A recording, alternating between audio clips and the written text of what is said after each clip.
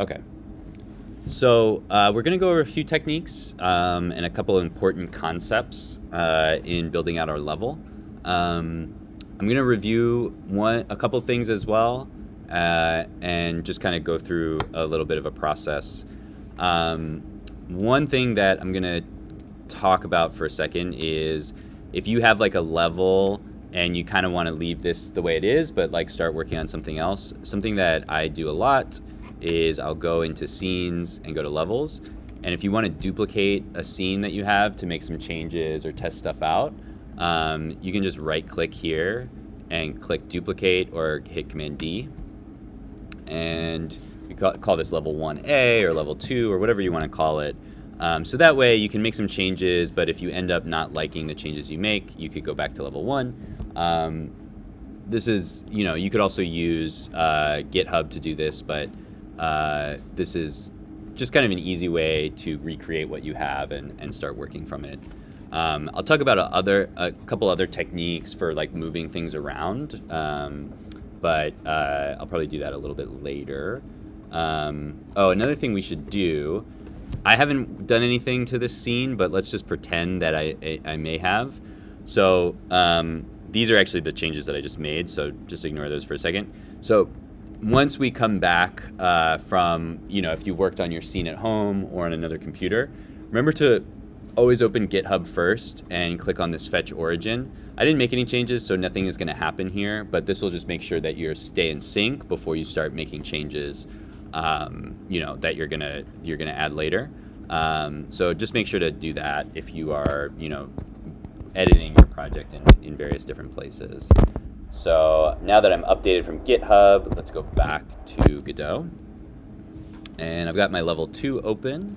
And I just want to make sure to rename this level 2 so I don't get confused about what I'm editing and edit the wrong thing. And so let's recreate our tree, but I'm going to show you guys a slightly faster way than what we did last time. So I'm going to delete my tree and my other tree. They're still in my other level 1, so I don't have to worry about those if I want to bring them back. But now I've got my level 2. And so now in my level 2, I have my player here. Just to quickly review, to add the player, you click on the main node, the level 2 node, click on this little link button, which is the instance button, and then look for scenes/player. This is in the default template that you guys downloaded last time, and just click open, and your player will be in there. You have some parameters over here. We are going to want to bring the player up above the ground so he doesn't fall through the ground. But you have some parameters over here. You can change the speed and acceleration, the jump height.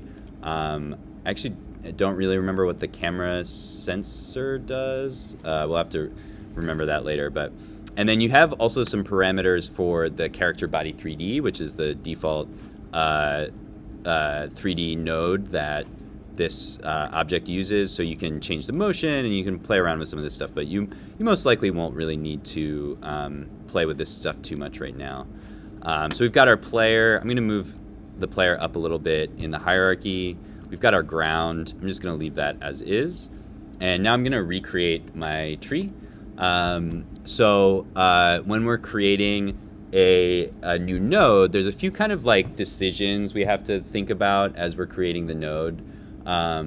We want to think about like how many components are in there, and then if it's one thing that's solid, or if it's one thing that can pass through, or if it's multiple things, some of which are solid, some of which can pass through. So I usually just start with a basic 3D node, but if you know that the whole thing is solid and you want every component of this object to be something that the player can't pass through, you could start with a static body. So if you have a static body, that basically means that the player and other objects will collide with this thing. If you want something that can be passed through, what you want to use is an area 3D. An area 3D will specify an area, and so it'll know if the player is in the area or not. This is actually this is only necessary if it's like a trigger or something like that. Like if you're making a door that the player can walk through and it triggers some other event, then you use an area 3D.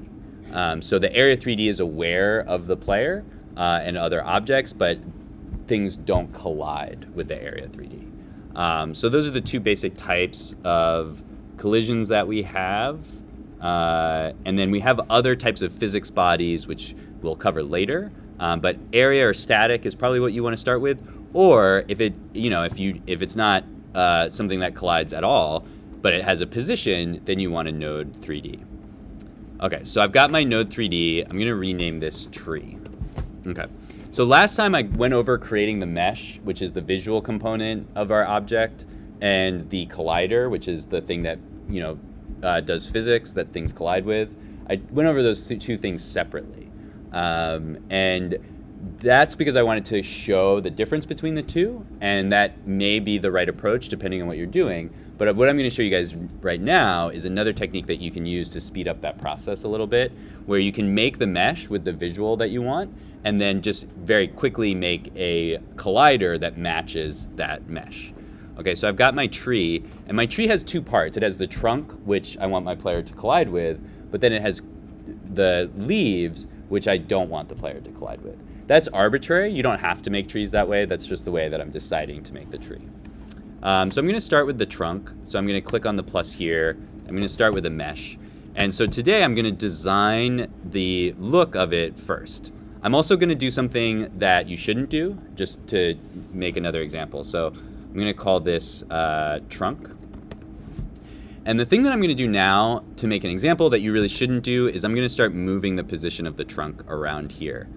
And we'll see why I don't want to do this in a second. But remember, normally if I'm changing the position of an object, what I really want to do is change the main node. But for the sake of this example, I'm going to move the tree over here. And I'm going to create a mesh for my tree trunk. I'm going to use a cylinder. And I'm going to hit F to focus and then scroll to zoom in a little bit. I'm going to move it up a little bit. And let's move it over here. And then I'll hit F again just to focus again and zoom in a little bit. I don't know why this animation window is up here. Let's get rid of that. Okay. So now I've got this trunk. I'm going to click on the mesh, and I'm going to make the top radius a little bit smaller so it looks more kind of tapered. And I'll make the height a little bit higher. And remember, when I change the height, it grows from the center. So now I have to move it up if I want the bottom to be above the ground. Although, of course, I do want a little bit of clipping with the ground. Otherwise, we're going to be able to see under the tree, which is not going to be super realistic. So let's move the tree down a little bit like that. And while we're here, let's just give this a color. So let's go to surface material and just do a new standard material and do a color in the albedo. Do like a light brown for a tree chunk. Okay, that looks good. And so we've got our trunk. So our trunk we want our player to run into.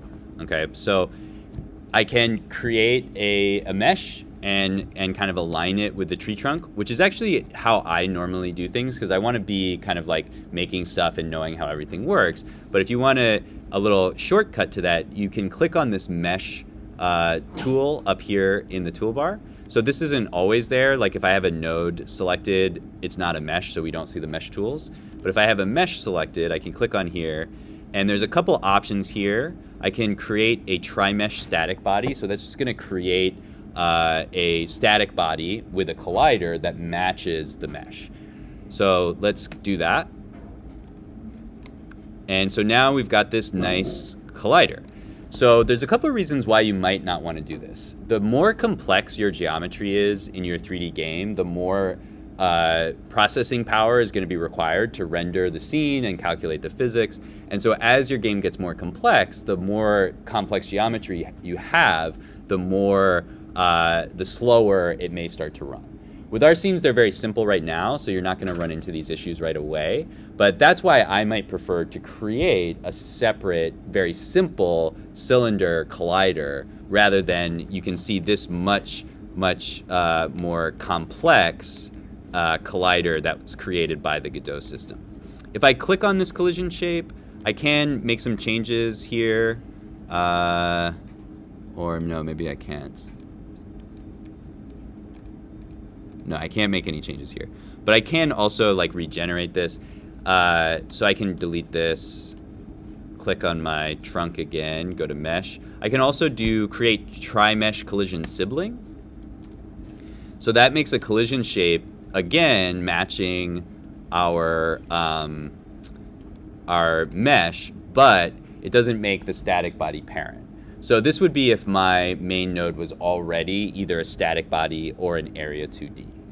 But in this case, that's not true, so I'm gonna do that again, just going through the options. So I can also click here, and I can make a single convex collision sibling. This is just a slightly different version. This is a simpler version of our collision mesh, so you might want to do that instead of the default. Let's get rid of that one. And then you have some other options. Create simplified convex collision sibling, multiple convex collision siblings. But those are kind of the main things that you might want to do. So let's make our static body here. And then what I would probably do, just to make this a little bit simpler, because we really don't need that much collision data, I'll make another one of a single convex sibling, and then I'll just parent that one up here. And then I'll just get rid of this original one. I'll hit Command Delete, hit OK.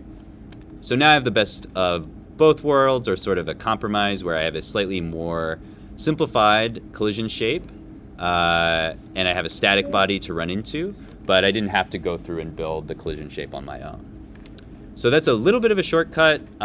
You know, that'll save you a little bit of time. You can also do that with meshes that you import from like Blender or other 3D modeling programs, so that'll save you a little bit of time there. Although, of course, what I tend to do is make my own simplified mesh, so I can, again, have a little bit more control over all of the parameters that I'm using. Okay, so we've got our trunk. That's looking pretty good. Let's make our leaves. So our leaves, we don't need to add a collider to, because we don't really care if the player is passing through them or not. So I'm just going to add another mesh. So another mesh instance 3D. I'm going to call this leaves. And notice that my leaves are all the way over there, because I moved my trunk instead of moving my whole tree. That's okay. We're going to fix that in a minute. But let's go to our leaves. Let's make again our sphere, and let's make it green. So I'm going to make a new shader, find the albedo, change the color to green. Okay, and then let's focus here, and we can move it over to our tree.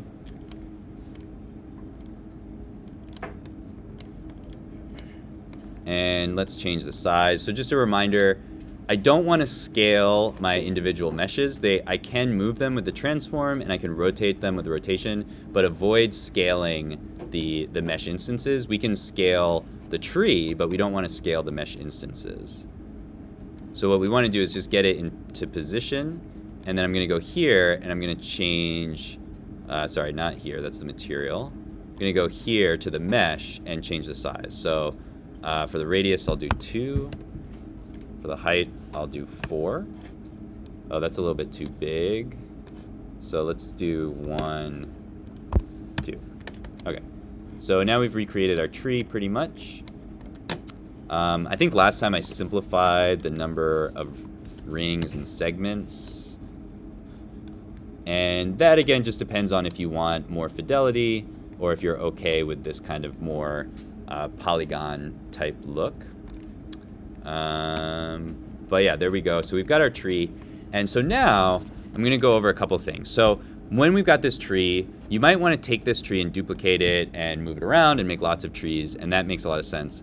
But a way to do this that will be a lot more sort of extensible and modifiable in the long run is we can actually make a separate scene of our tree. And then we can use instances of that scene, so copies of that scene, so we can put them in this level, but we can also add them to other levels in the future. We'll just have this like little tree guy. And then if we want to make changes to that tree, we can go change the original tree, add a texture, add other cool stuff, and it'll update all of our instances the same way. So this is a very powerful technique to use, and it's pretty easy to do. I'm just going to click on this node, and I'm going to right-click, and I'm going to say Save Branch as Scene. So this is going to create a new scene outside of my level that is just this tree object. And so I can make instances of this scene, the tree, just like I did with the instance of the player. So I'm going to say Save Branch as Scene. I'm going to go into Scenes. I have this like levels folder. I'm going to make a new folder called Components for individual components. And it's named it tree.scn. That's fine. I'm going to click Save. And see what happens is now that hierarchy, the stuff that was in the tree, is not visible anymore. And this little scene icon comes up. So the player has a little scene icon. This basically means if I click on this, it's going to open that scene in a separate window, and I can edit it. So now we have this tree that's actually a separate scene, and we can see that in our components folder right there. There's our tree. So we can make edits to that tree, and again, it'll update all of the copies of the tree in any level in our game. Okay, so now let's go over to our tree, and notice we don't see anything there. Why don't we see anything there? Where is it? Oh, there it is. So this is why when we're designing stuff, we want to always make sure that we're not moving the meshes around in the scene, but we're moving their parents or the origin or the static body or whatever you're using around in the scene. This is going to be pretty easy to fix. I'm just going to go to my trunk and go to transform and just refresh that so it's in the middle. I'm going to do the same thing with the leaves. And then I'm just going to drag them up on the y-axis to look like how I want them to look and to line up with the X here. So let's go into this view. And I'm going to switch to orthographic or orthogonal.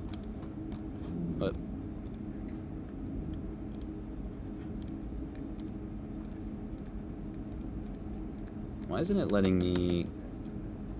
There we go. Okay. So I'm gonna just get this just below the 0 point, so it'll overlap with the floor. And then I'm gonna take my leaves and scroll up to here. And there we go. So we have our tree set up. Can we fix that later, please? Thanks. If you have questions, I'm happy to pause and go over them. But if it's just easier, for me to go through this stuff. Okay. So we've got our tree instance here. And if we save this, we're going to go back to level 2, and now it's going to be in the middle of the level. But we can drag it around, and now we have this tree. And so if I want to make changes to this tree, let's duplicate it first. So if I want to make like a forest, I can take my tree and duplicate it and drag it here. I'm just hitting Command D to duplicate. And so I can make a whole bunch of these. I can even grab all 4 of these and hit Command D and duplicate all 4 of them. So I can start to really add a lot more stuff into my scene and quickly, build a little forest. And now if I decide, this green color doesn't really look right, I'm going to go back to my tree. I'm going to go to the leaves. I'm going to go to my material. And I'm going to change this color like that. So if I save that, go back here, now they're all updated. Okay, so that's obviously if you want them all to look the same. If you want them all to look a little bit different, you can add some edits or maybe do some scripting to set something up. I changed the geometry of the trunk, but the mesh didn't change with the trunk. Okay, that's a good thing to point out. So if you do this technique, so if I go to my tree trunk, or I'll do it with the leaves. Let's imagine that I wanted to create the static body for the leaves. So if I go to my mesh tools, create a tri-mesh, but then I go to my leaves and I change the radius, or let's do 0.5. This isn't gonna update. So it doesn't know that you've changed this. So if you want to redo it, you can just do it again, and you'll just have to delete the old one. Okay, thank you. Yeah, that's a good question. Okay, so we've got our regular leaves back. Let's go back here. So I've got my little forest going. So another quick thing to point out, now that I've got like a whole bunch of trees, my scene hierarchy is getting very difficult to navigate if I'm like looking for something. So this is where I really, really highly recommend organizing your nodes. If you have a bunch of nodes that fit into the same basic category, what you should do is make a node sort of folder. So there's a couple ways you can do this. One is just by making a basic node 3D. And I'm going to call this trees, or you could call it forest or whatever. And I'm just going to grab all these guys and throw this in here. Okay, so now I have this trees. I can collapse it using that little arrow. And now it's easy to see my whole scene. The nice thing about this is I can also move the entire forest around if I want to. Or you can lock this up and hit the no select button. So now if I'm, moving other stuff around, I can't click on these trees. It'll just kind of ignore them. So this little no select icon right here is really, really useful.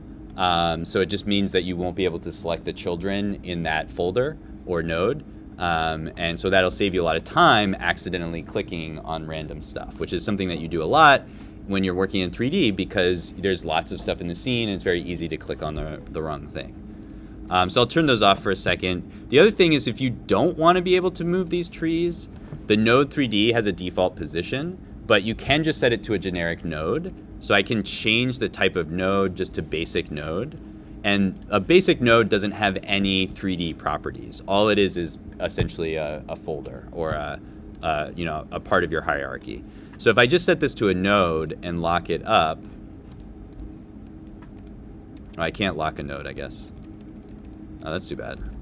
Anyway, now I can't like move it around or do anything with it. Although I can click on this stuff, so then I'd have to do that. But anyway, that's a couple different things that you can do. I can always change it back to a 3D node if I want to. And let's go ahead and lock that up. Okay. So that is called instancing. And instance basically means you have like a blueprint or like a thing. And then you can make instances, which are copies of that thing, and use that to kind of populate your level or multiple levels or different parts of the game. And one of the advantages there is now our tree is not just in our level. Our tree is in its own folder, and we can very easily find it and add it anywhere else in the game. Okay, so one more thing I want to cover is CSG meshes, which is a Godot thing for prototyping and building levels. CSG is constructive solid geometry. And this is basically a tool that just lets you do very simplistic 3D modeling within Godot. But there's a couple things we have to be aware of to use this correctly. You may not really need to use this, but I think it's a useful tool in this sort of beginning stage of building out a level, especially if you don't have any 3D modeling experience. You won't be able to go over to Blender and build stuff in there. So you may want to use more advanced tools in Godot. So I'll go over that for a minute. Does anybody have any questions before I do that? Okay. So if I want to make a CSG mesh, I'm just going to hit the plus button here. I'm going to type in CSG. And you're going to see there's a few different types of things that are called CSG. Ignore this one for now, this CSG mesher. I'm going to go over that in a second. But basically, we have simple meshes. We have the box, cylinder, mesh, basic mesh, polygon, sphere, and torus. And so the way that CSG works is you can kind of combine these things together and it'll turn it into one mesh.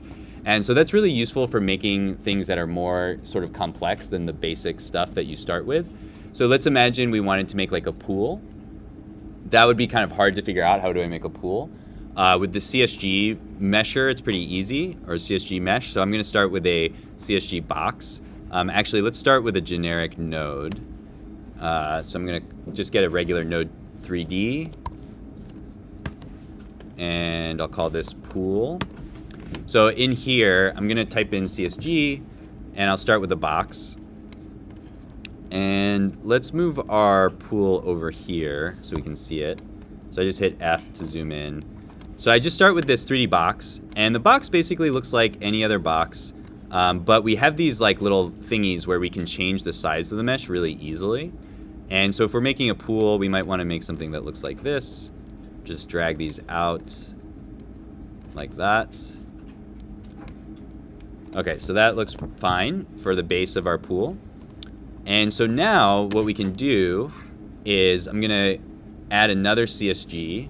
This time I'm gonna add a sphere. And I'm gonna make the sphere bigger. And I'm gonna use this to cut out my pool.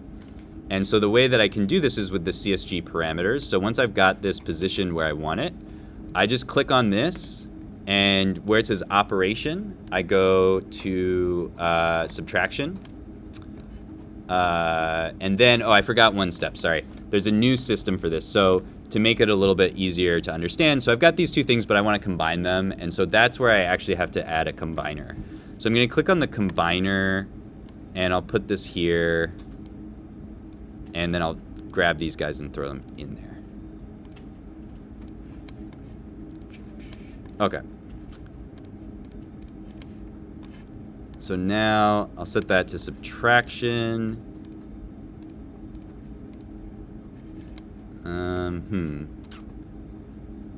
Oh, maybe I put... There we go. Okay.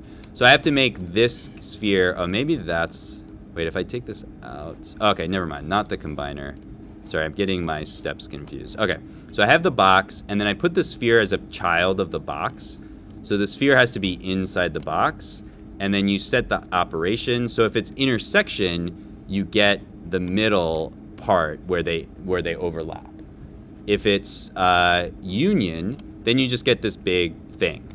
But if it's subtraction, then you subtract the sphere from the box. So now if I move the sphere up, if I want it to go like that, I can do that. And then I can spread it out a little bit, move it up until I get, you know, the pool that I want. I might need to make my box a little taller. Okay, and let's make my sphere a little more complex. I'm going to do 24 and 12. Okay. I probably should have used a cylinder, but anyway, you get the idea. So now, the tricky thing about the CSG is that it's very complex and it's doing a lot of work to calculate the difference between our box and our sphere. This isn't realistic for our game engine to do while the player is actually playing it. So this is good for prototyping, but when eventually what we need to do is turn this into a regular mesh so that our game engine isn't working so hard to create this mesh in real time. So you don't want to do this right away, or if you do, you want to make a copy or whatever, save a backup. But eventually when you're ready, there's different ways to do this, but the easiest way that I've found is using a plugin. And so this is a good time to do a brief drop in on what the Godot plugins or add-ons are. So we're going to take a look at that for a second. So what I want to do is I want to turn this thing, right now it's just a mesh that's really constructed of two different meshes. What we want to do is turn it into its own mesh and then also make it something that we can collide with. So to do that, I'm going to go over to the asset library, and I'm going to use this thing called CSG Mesher, which is this is not part of the regular Godot library, but a lot of people, since Godot is open source, a lot of people who want to add tools as they're making a game, they can build it into a plugin, and so other people can add it. So if you want to combine and create your mesh without using a bunch of other steps in other programs, you can download CSG Mesher. And you can do it directly from Godot. And if you click on here, view files, this will take you to the GitHub, or this is actually GitLab. This is the same thing as GitHub, it's just a different company that has all the code in it. So you could even make a copy of this and update it to do other stuff that you want it to do. But anyway, once you download this, you have to go up to project settings, and go to plugins. And you just have to, it'll add it here. You just have to turn it on. It's not going to be on by default.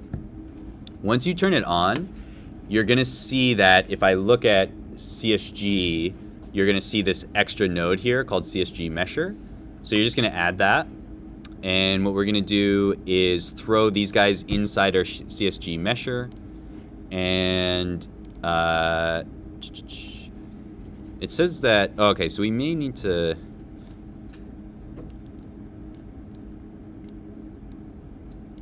there we go. So this is what I was getting backwards earlier. Inside the CSG mesher, it'll actually combine your objects for you, so you don't need them to be child. So you might want to start with a CSG mesher or a combiner, because if I want to see this, I need them. If I want to make the mesh, it has to see each one of these meshes.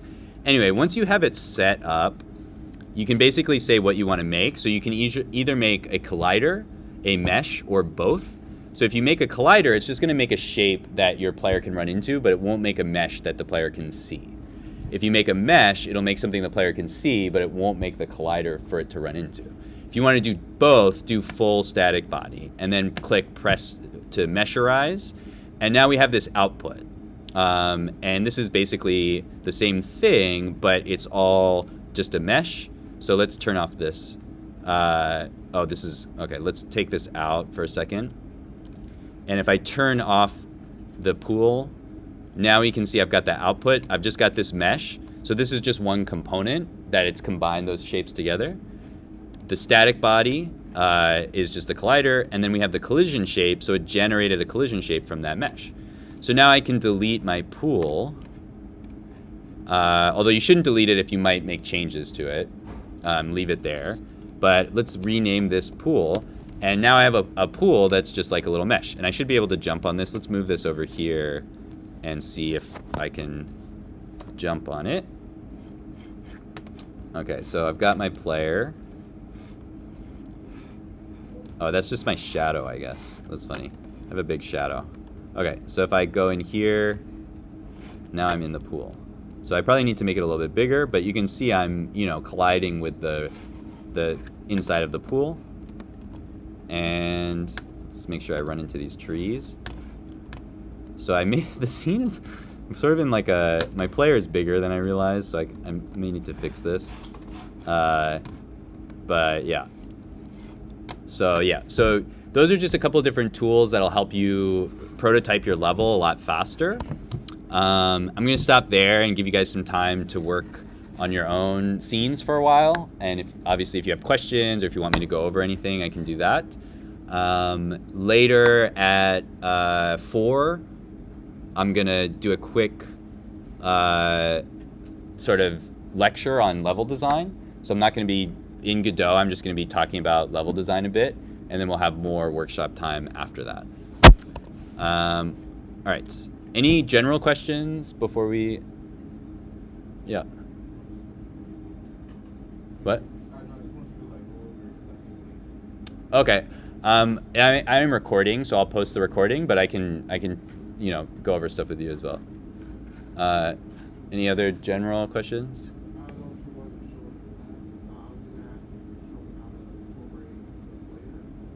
Oh yeah. So if you need to add the player to the level, I'll just delete the player real quick.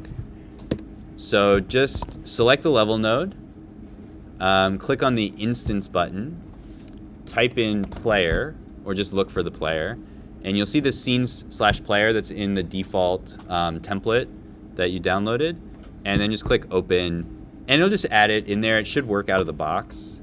We might need to update the size a little bit. You do need to lift it up on the y-axis if it's intersecting with the ground. But it just looks like that. You can click on this little scene view here, and you could probably just like turn off the mesh instance if you want, so you don't have to see that. And you can change the size and stuff here as well. All right, so I'm going to stop here. I'll upload this.